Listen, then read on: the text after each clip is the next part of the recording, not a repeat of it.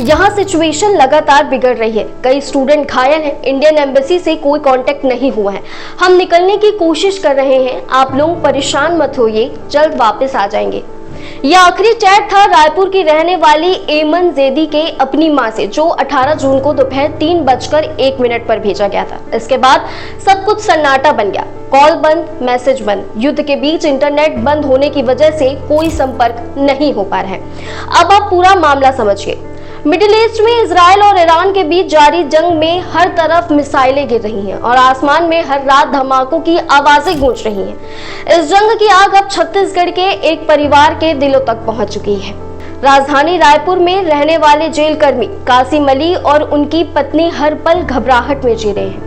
उनकी 29 वर्षीय बेटी एमन, दामाद एजाज जैदी और उनके 2 छोटे छोटे बच्चे ईरान के कुम शहर में उस युद्ध के बीच फंसे हैं जो अब अपनी चरम सीमा पर है। एमन पिछले 6 साल से ईरान में स्टूडेंट वीजा पर है। उनके पति एजाज मध्य प्रदेश के दमोह जिले से हैं और साल 2017 से मौलवियत यानी धार्मिक शिक्षा के लिए ईरान में रह रहे। उनके 2 बच्चे भी हैं।